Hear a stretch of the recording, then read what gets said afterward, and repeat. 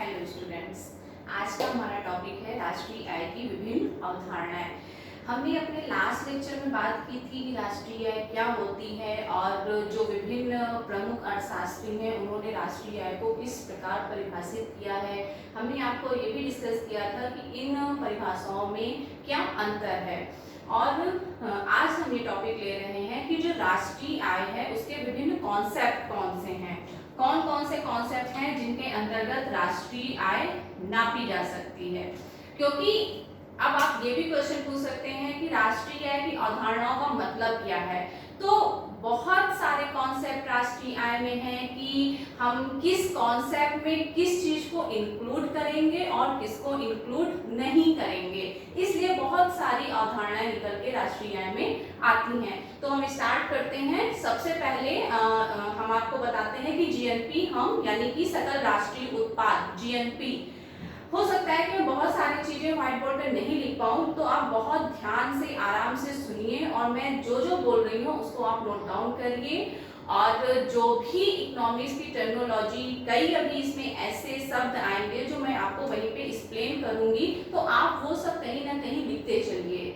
एक बार आप बहुत इत्मीनान से ये सारे कॉन्सेप्ट समझ लेंगे कि किस कॉन्सेप्ट में क्या ऐड होता है, क्या माइनस होता है, क्या होता है फैक्टर कास्ट, क्या होता है मार्केट प्राइस, क्या होता है ग्रॉस सकल, क्या होता है उसका शुद्ध।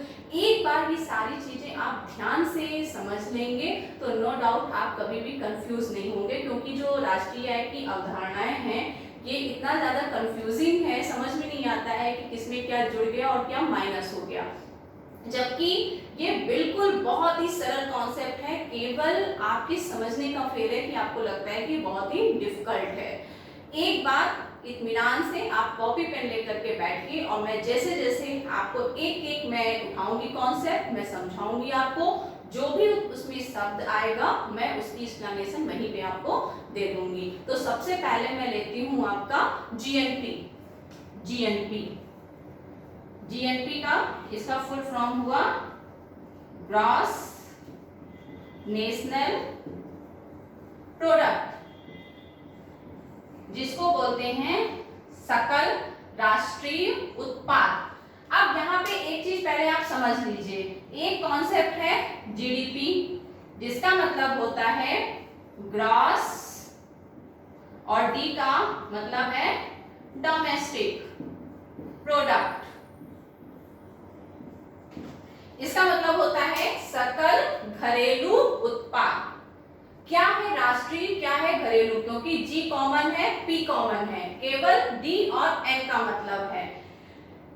डोमेस्टिक का मतलब होता है घरेलू, घरेलू का मतलब हुआ घर का, और घर का मतलब हुआ कि हम यहाँ पे घर में लेते हैं कि हमारे देश की भौगोलिक सीमा के अंदर, वो हुआ हमारे घर का, ठीक है, इसलिए इसको बोलते हैं डोमेस्टिक। नेशनल डोमेस्टिक से वृहद इकाई है, राष्ट्र एक विस्तृत अवधारणा है। तो ये चीज तो यहाँ आप क्लियर कर लीजिए कि जो डोमेस्टिक यानी कि ग्रॉस डोमेस्टिक प्रोडक्ट होगा ये छोटा होगा और ग्रॉस नेशनल प्रोडक्ट ये बड़ा होगा। क्यों? क्योंकि घर छोटा, भौगोलिक सीमा के अंदर एक छोटी बात हो रही है, ठीक है, यानी कि उसका परिमाप सीमित है। और नेशनल क्योंकि राष्ट्र एक विस्तृत अवधारणा है, तो इसका मतलब है कि ये कॉन्सेप्ट विस्तृत व्याख्या देता है राष्ट्रीय आय की।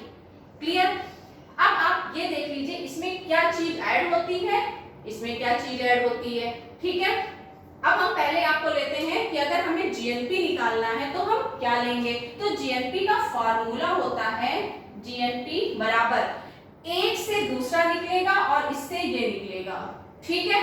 तो जीएनपी निकालना है तो जीएनपी बराबर इसका फॉर्मूला होता है जीडीपी, और क्योंकि एन है और मैंने अभी आपसे ये कहा कि एन एक विस्तृत अवधारणा है, नेशनल यानी कि राष्ट्र एक वृहद अवधारणा है, इसका मतलब यहाँ पे बीच में कुछ ना कुछ ऐड जरूर होगा।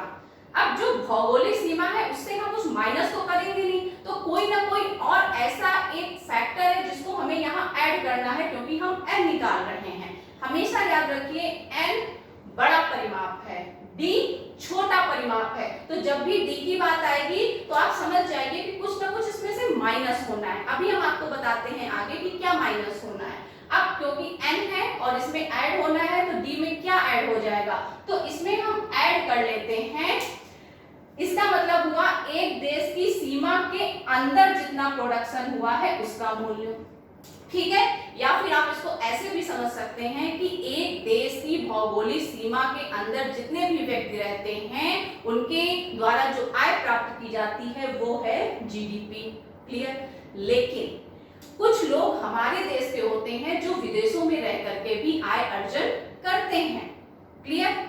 और कुछ विदेशी होते हैं जो हमारे देश में आकर के आय अर्जन करते हैं। लेकिन ये हम ये मान के चलते हैं कि जो हमारे देश के लोग हैं वो विदेशों में ज्यादा आय अर्जित करते हैं। और वैसे भी अगर सामान्यतया ये देखा जाए तो हमेशा यही हम देखते हैं कि हमारे देश के बहुत सारे निवासी हैं जो विदेशों में आय अर्जित कर रहे हैं, वहां पे सेटल हो चुके हैं। लेकिन हम अपने देश में देखते हैं तो हमें बहुत कम विदेशी मिलते हैं। पर्यटन के उद्देश्य से तो लोग हमारे देश में आते हैं, लेकिन यहाँ पर आकर के बसना इस उद्देश्य को अगर आप देखें तो हमें बहुत कम लोग दिखेंगे। तो हम इसमें ऐड करते हैं। अब यहाँ पे शब्द जो आता है वो ऐड होता है नेट इनकम फ्रॉम एब्रॉड।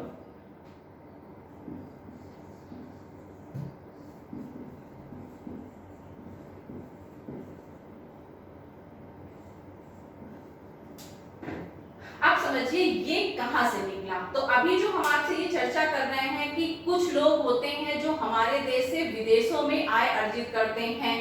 अगर हम मान लें कि उसको हम रिप्रेजेंट कर रहे हैं एक्स से, ठीक है। एक्स का मतलब है वो लोग जो विदेशों में रह करके आय अर्जित कर रहे हैं, वो हैं भारत के निवासी, लेकिन वो अन्य किसी देश में अमेरिका, चीन, जापान, कनाडा कहीं भी रह रहे हैं, सेटल हो गए हैं, लेकिन वो वहां पे आय अर्जित कर रहे हैं, ठीक है। उसको हमने रिप्रेजेंट कर दिया है एक्स से, क्लियर। और इसमें से हम माइनस कर देंगे क्योंकि कुछ विदेशी भी हमारे यहाँ रह करके आय अर्जित करते हैं, तो हम उसको इससे माइनस कर देंगे। अब जो निकल के इनकम आएगी यही है net income from abroad, clear. तो चाहे आप लिखें GDP plus net income from abroad और चाहे आप लिख दें जीडीपी यानी कि जीएनपी बराबर होता है GDP plus X minus M. चाहे आप ये टर्मिनोलॉजी यूज करें और चाहे आप ये यूज करें। यहाँ पे एक शब्द और भी आप इसी समय समझ लीजिए कि यहाँ पे नेट लिखा हुआ है, ग्रॉस नहीं लिखा हुआ है। ग्रॉस सकल बड़ा उसका शुद्ध। अभी जब हम इनकी एनएमपी और एनडीपी पे आएंगे तो आपको अभी एक्सप्लेन हो जाएगा कि नेट का क्या मतलब होता है। लेकिन नेट शब्द यहाँ क्यों आया है, इसका ये मतलब है क्योंकि ये जो x है वो इनकम है जो हमारे देश के निवासी दूसरे देशों में रह के कमाते हैं। अब आप इसको समझ लीजिए कि हमने मान लिया कि हमारे देश के जो लोग हैं वो विदेशों में रह के कमाते हैं 10 करोड़, ठीक है। और जो विदेशी हमारे देश में रहते हैं और जो इनकम कमाते हैं हमने वो मान लिया कि वो है 5 करोड़, ठीक। तो अब 10 माइनस 5 यानी कि 5 करोड़। तो ये जो 5 करोड़ है ये वो इनकम है जो हमारे देश के दूसरे देश में कमाते हैं और ये वो है जो दूसरे देश के निवासी हमारे यहाँ कमाते हैं। हमने क्योंकि इनको माइनस करके और जो नेट इनकम है ये प्लस में है, क्लियर। इसीलिए क्योंकि हमने इस सकल में से इसको माइनस कर दिया है, क्योंकि अगर वो कमा के हमारे यहाँ 10 करोड़ भेज रहे हैं तो 5 करोड़ हमारे देश से बाहर भी तो जा रहा है। तो जो शुद्ध हुआ वो तो 5 ही हुआ।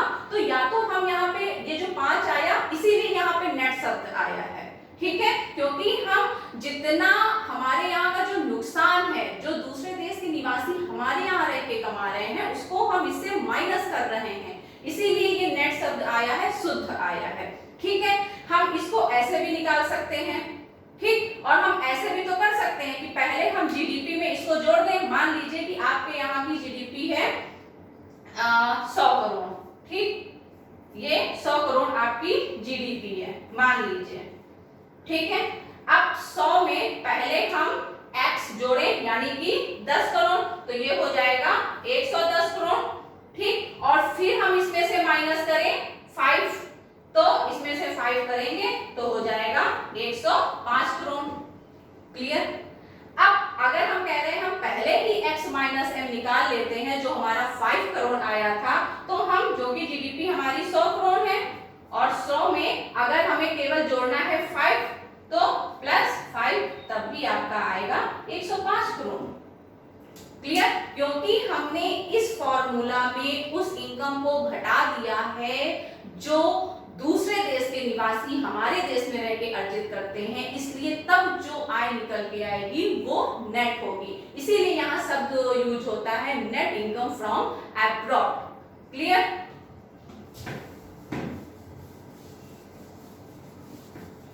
तो जीएनपी में हम जोड़ देते हैं नेट इनकम फ्रॉम अब्रॉड को। अब अगर हमें निकालना है जीडीपी तो हम क्या करेंगे, ये जीडीपी इधर निकल के आया, जीडीपी बराबर, तो इसमें हम क्या करेंगे ग्रॉस नेशनल प्रोडक्ट यानी कि जीएनपी राष्ट्र में। अब क्योंकि डी की बात हो रही है, घरेलू की बात हो रही है, और घर यानी कि छोटा, इसका मतलब है कुछ ना कुछ माइनस होना है। तो माइनस क्या होना है, यही माइनस हो जाना है net income from abroad. Clear. जब एन है यानी कि ग्रॉस नेशनल प्रोडक्ट पूछा जा रहा है, तब ग्रॉस डोमेस्टिक प्रोडक्ट में हम नेट इनकम फ्रॉम अब्रॉड को जोड़ देते हैं। क्यों? क्योंकि जो राष्ट्र की अवधारणा है, राष्ट्रीय प्रोडक्ट है, वो विस्तृत अवधारणा है, और जब डोमेस्टिक की बात आती है तो नेशनल प्रोडक्ट में यानी कि ग्रॉस नेशनल प्रोडक्ट में हम नेट इनकम फ्रॉम अब्रॉड को माइनस कर देते हैं। आप ये दोनों फॉर्मूला भी ऐसे भी लिख सकते हैं, या फिर आप ऐसे भी कर सकते हैं, जहां आपने लिखा है जीएनपी बराबर, तो यहाँ पे आप ऐसे भी लिख सकते हैं जीएनपी बराबर GDP plus x minus m। यहाँ पे आपको लिखना पड़ेगा कि x और m से आप क्या दिखा रहे हैं। x का मतलब हो गया वो आय जो हमारे देश के निवासी दूसरे देश में रह के कमा रहे हैं, और m का मतलब हो गया वो विदेशी जो हमारे देश में रह करके आय अर्जित करते हैं। तो आप इसको चाहे इतना आप पूरी लाइन भी लिख सकते हैं, यहाँ पे मत लिखिए कि हम x के क्या दिखा रहे हैं, हम m से क्या दिखा रहे हैं। आप यहाँ पहले प्लस कीजिए और लिखिए कि वो इनकम जो हमारे देश के निवासी दूसरे देश में रह के अर्जित करते हैं, माइनस विदेशियों द्वारा हमारे देश में अर्जित आय। आप ऐसे भी लिख सकते हैं, आप ऐसे भी लिख सकते हैं, और इसका शॉर्ट फॉर्म है net income from abroad. I think आपको जीएनपी और जीडीपी अब क्लियर हो गया है। अब हम बात करते हैं इन्हीं के एन की। आप कॉपी और पेन ले करके बैठिए, और जैसे जैसे मैं बता रही हूँ वैसे वैसे आप नोट डाउन करते जाइए। 100% श्योर आप कभी भी ये कॉन्सेप्ट नहीं भूलेंगे और ना ही कंफ्यूज होंगे। अब ये तो सकल की बात है, जितना कुल उत्पादन हुआ, ठीक है। एक शब्द होता है ग्रॉस, जिसकी हम यहाँ पे बात कर रहे हैं, दूसरा होता है नेट। अब पहले इनका मतलब समझिए। ग्रॉस का मतलब हो गया सकल, संपूर्ण, पूरा, ठीक है। जितना भी उत्पादन देश में हुआ, जितनी भी आय लोगों द्वारा अर्जित की गई, हमने वो सारा उसको बोल देते हैं ग्रॉस। लेकिन नेट का मतलब होता है शुद्ध, और शुद्ध में जो मूल्यह्रास, इसका एक शब्द आता है डिप्रिसिएशन, और जब हम नेट निकालते हैं तो हम उसी के ग्रॉस में डिप्रिसिएशन यानी कि उत्पादन की प्रक्रिया में जो टूट फूट हुई है या फिर जो घिसावट हुई है मशीनों की, उसको हम माइनस कर देते हैं। अब ग्रॉस और नेट केवल नेशनल इनकम में यूज होने वाले शब्द नहीं हैं। ग्रॉस और नेट एक टर्मिनोलॉजी है जो हर जगह यूज होते हैं। जैसे कि मान लीजिए, मैं आपको एक उदाहरण देती हूँ। जैसे कि मान लीजिए सैलरी, किसी का वेतन जो होता है तो उसके दो वेतन निकलते हैं, एक होता है ग्रॉस सैलरी, एक होती है नेट सैलरी। ग्रॉस सैलरी में सभी प्रकार के भत्ते, सब कुछ, यानी कि जितना ट्रेजरी से निकल के और व्यक्ति के अकाउंट में आया वो होती है ग्रॉस। क्लियर? यानी कि जितना सरकार कह रही है कि मैं आपको दे रहा हूँ, या फिर कोई भी एम्प्लॉय ये कह देता है, एम्प्लॉयर ये कहता है कि इतनी आपकी सैलरी है। लेकिन उस सैलरी में बहुत सारे भत्ते होते हैं जो डिडक्ट हो जाते हैं, जैसे कि कुछ नहीं तो आपका डायरेक्ट टैक्स यानी कि इनकम टैक्स आपका डिडक्ट हो जाएगा और एनपीएस हो जाएगा, जीपीएफ हो जाएगा। तो जो कट के सैलरी मिलती है वो होती है नेट सैलरी। क्लियर? वही चीज यहाँ पर भी है। यहाँ पे कट होगा कि उत्पादन की प्रक्रिया में जो घिसावट हुई है, जो उत्पत्ति के संसाधनों का जो मूल्य ह्रास हुआ है, उसको इन्हीं के नेट कॉन्सेप्ट में यानी कि शुद्ध अवधारणाओं में उनको माइनस कर दिया जाता है। तो जिसके भी नेट की बात हो रही है, मान लीजिए अब यहाँ का नेट क्या होगा, एनएनपी यानी कि जी की जगह पे हो जाएगा एन, और यहाँ का नेट क्या हो जाएगा, एनडीपी। अब अगर आपको निकालना है एनएनपी, अब इसको आप हटा दीजिए, ये केवल आपके समझाने के लिए था। अब दो अवधारणाएं ये निकल के आएंगी, ठीक है। अब मान लीजिए एनएनपी निकालना है, तो इसमें ये नेशनल हो गया, ये डोमेस्टिक हो गया। तो जब अगर आपको निकालना है नेट नेशनल प्रोडक्ट, इसका हिंदी में मतलब हुआ शुद्ध राष्ट्रीय उत्पाद, बहुत इजी है, इसी के ग्रॉस में यानी कि जीएनपी। क्लियर? इसी का ग्रॉस है, देख लीजिए, एन अगर है तो एन ही आएगा। इसके ग्रॉस में आप सिंपल माइनस कर देंगे सिर्फ एक शब्द डिप्रीशिएशन, जिसको बोलते हैं हिंदी में मूल्यह्रास या फिर घिसावट व्यय। ठीक है? और अगर एनडीपी निकालना है तो डी के ग्रॉस यानी कि GDP minus depreciation. Very simple. जिसका नेट निकालना है उसी के ग्रॉस में आप सिर्फ मूल्यह्रास या घिसावट व्यय, जिसको हिंदी में बोलते हैं, इसको हम माइनस कर देते हैं।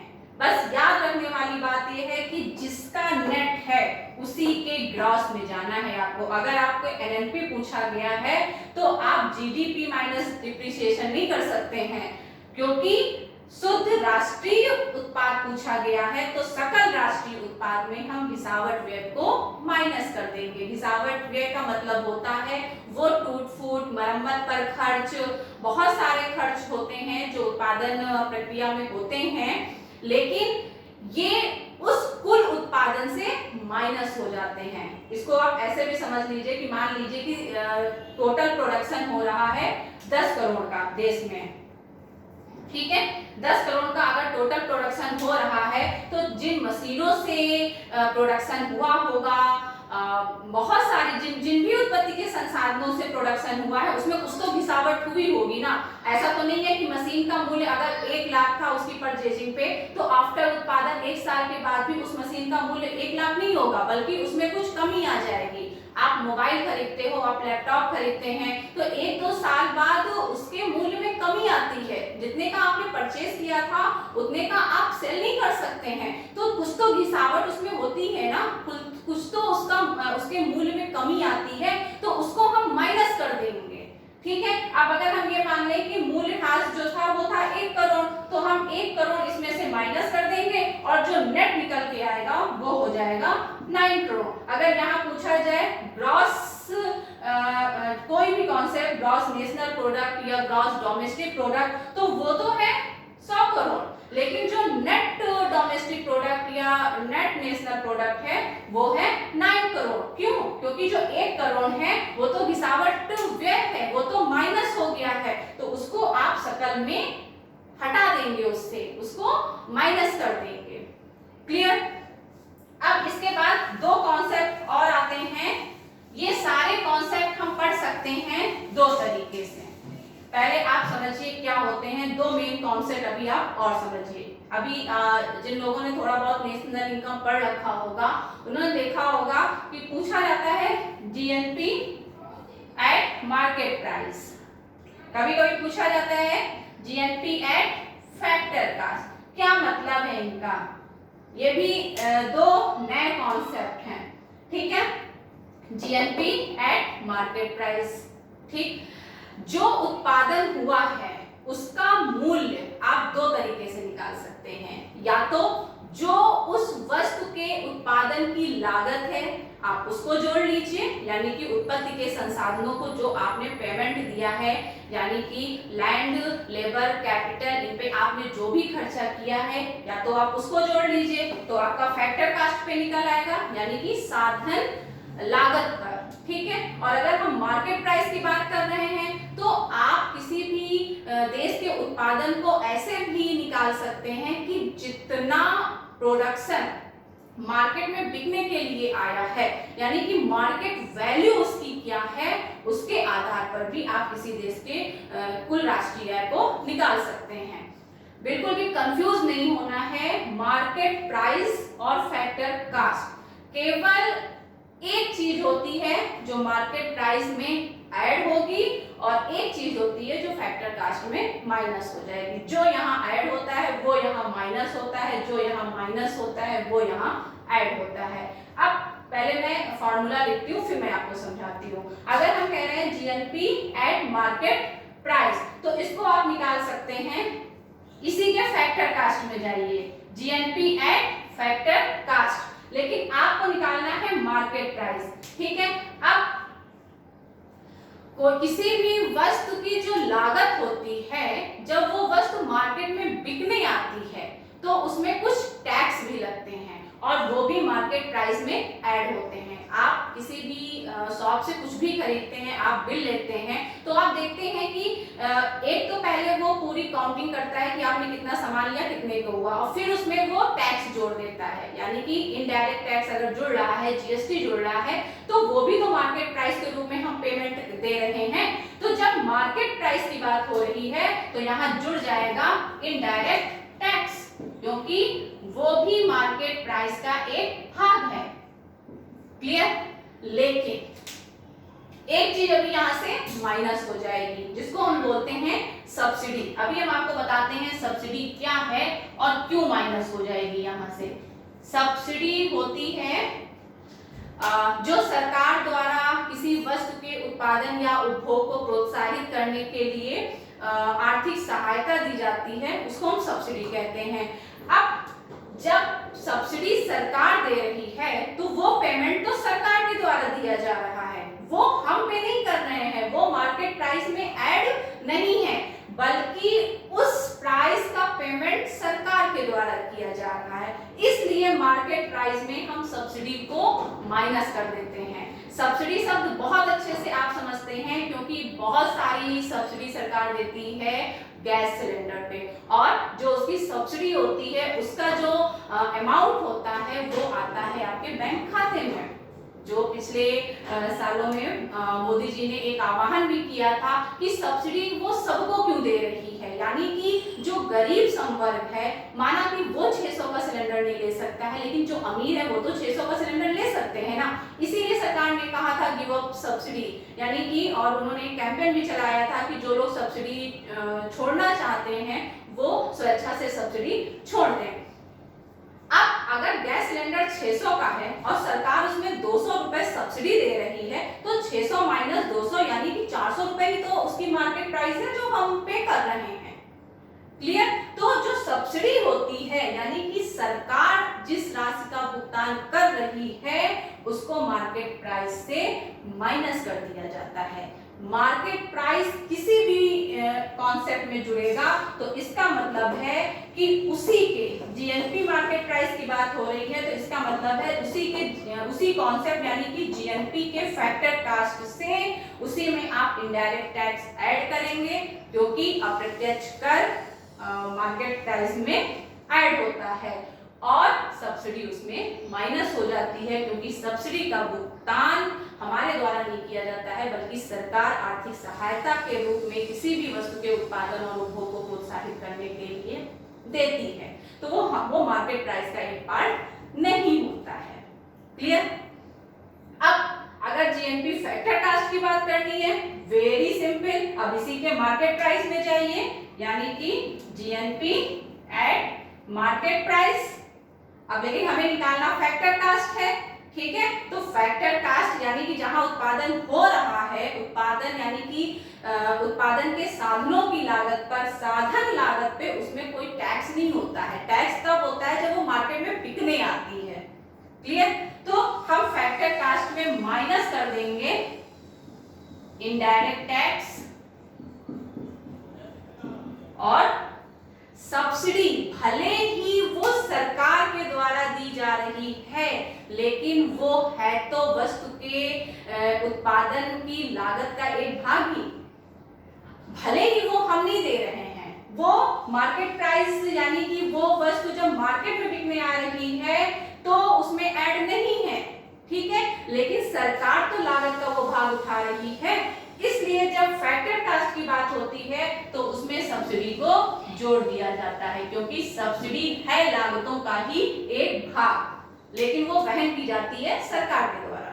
क्लियर? तो जब भी किसी भी कॉन्सेप्ट के मार्केट प्राइस की बात होगी तो आप उसी के फैक्टर कास्ट में, मार्केट प्राइस है, मार्केट प्राइस हमेशा बड़ा होगा।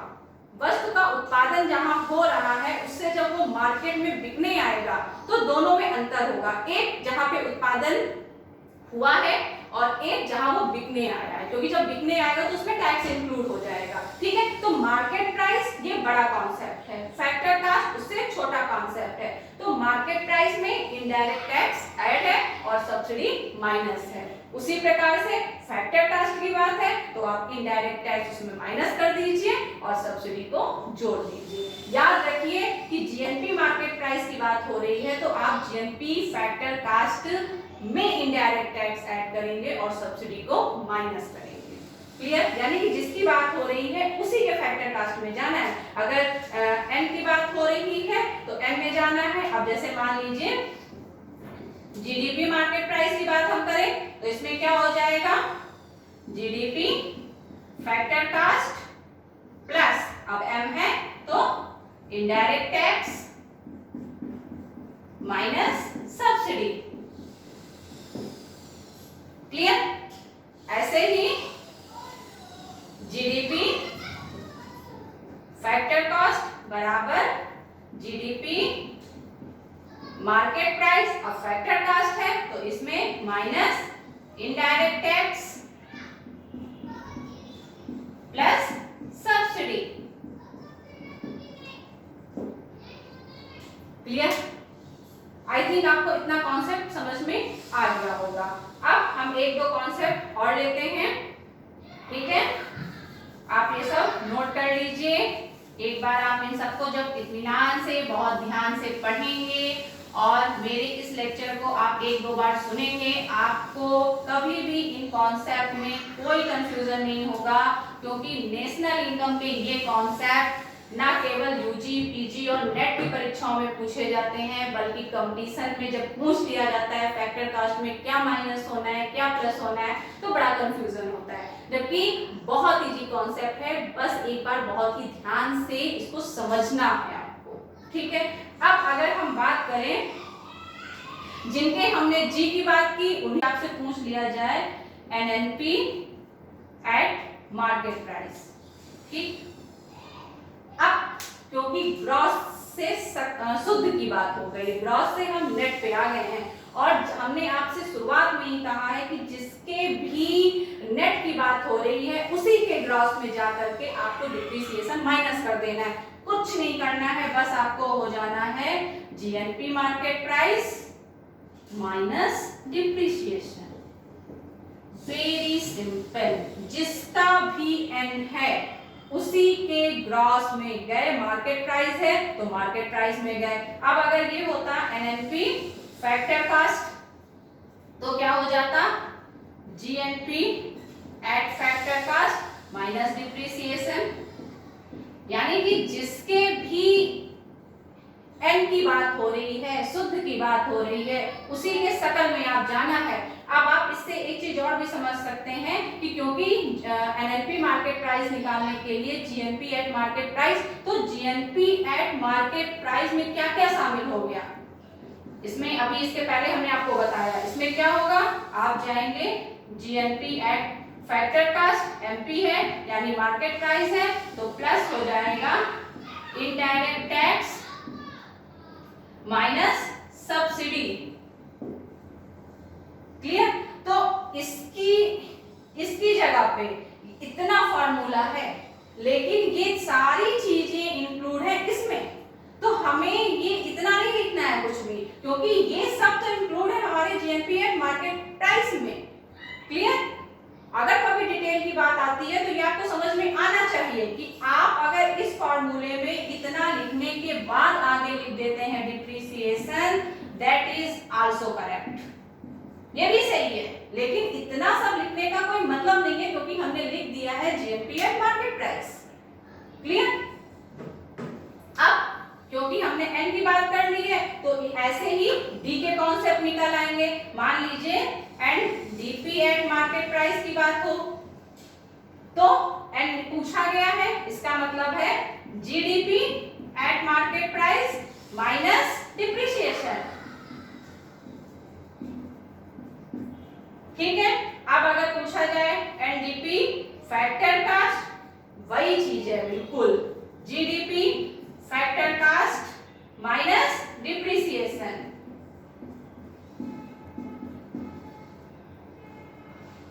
ठीक, आई थिंक आपको इतने कॉन्सेप्ट समझ में आ गए। मेन यही पूछे जाते हैं कि जिसका शुद्ध, सकल, फैक्टर कास्ट, मार्केट प्राइस, यही मेन आपको कॉन्सेप्ट समझने हैं कि जिसके भी शुद्ध की बात हो रही है उसी के सकल में जाकर के आपको मूल्यह्रास माइनस कर देना है।